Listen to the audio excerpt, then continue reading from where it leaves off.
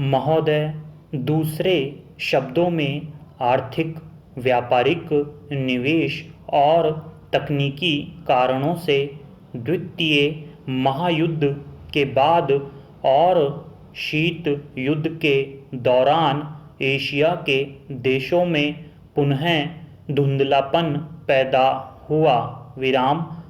लेकिन यह बात सही नहीं है कि एशिया की संस्कृति और सभ्यता को पश्चिम के प्रभाव और आधुनिकतम तरीकों ने नष्ट कर दिया।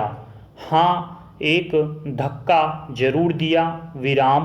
पर समय समय पर एशिया का यह रूप, एशिया की यह सभ्यता और संस्कृति बलशाली तरीके से उद्यमान होती दिखाई देती है।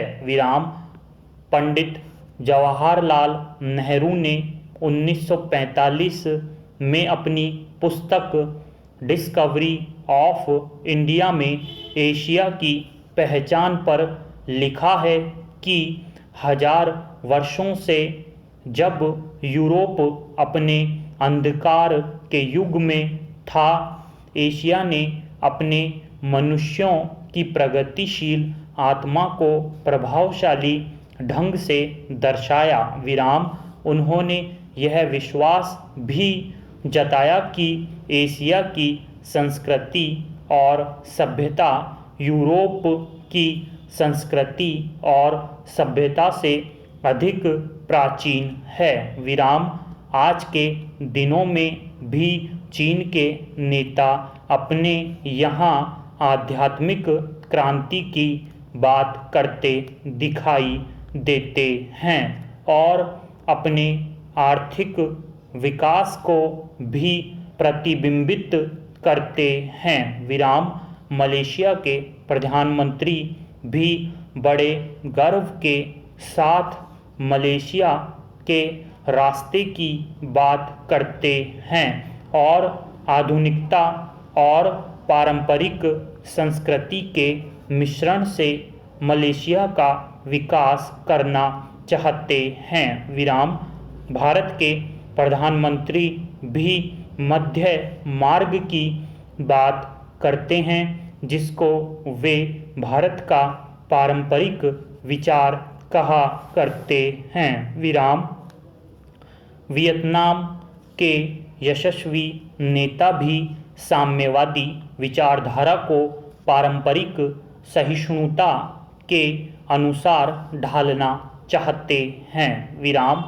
एशिया के इन सब नेताओं की समय समय पर की गई घोषणाओं का वर्तमान संदर्भों में पूरा अर्थ लिया जाना चाहिए, जो एशिया की पहचान को नए सिरे से बनाने में सहायक सिद्ध हो रहा है। पैरा यहाँ यह भी बताना उचित होगा कि हाल के वर्षों में एशियाई देश, विशेष रूप से पूर्वी एवं दक्षिणी पूर्वी एशिया के देश, एशिया के सुदृढ़ देशों के रूप में उभरे हैं और इन देशों के आर्थिक विकास की दर विश्व के किसी भी अन्य देश के आर्थिक विकास की दर से अधिक है तथा जिनके आने वाली शताब्दी में विश्व आर्थिक व्यवस्था के निर्माताओं के रूप में उभरने की आशा है। आर्थिक सफलता की इन कहानियों का श्रेय मुख्य रूप से अनुशासित कार्य, किफ़ायत एवं बचत की ऊंची दरों जैसी एशियाई विशेषताओं को जाता है तथा इनसे देशों की जनता के जीवन स्तर में सुधार आया है और एशिया की पुनः खोज जैसा वातावरण बन रहा है। विराम एशिया के देशों में अब आपसी भाईचारे की भावना उभर रही है और इससे ये देश परस्पर निर्भर हो रहे हैं तथा शीत युद्ध के प्रभाव से मुक्त होते जा रहे हैं। विराम हमारी सरकार ने अपने एशियाई पड़ोसियों के साथ बेहतर संबंध बनाने में पहल करके इस बदलते रुख के प्रति सकारात्मक रवैया अपनाया है।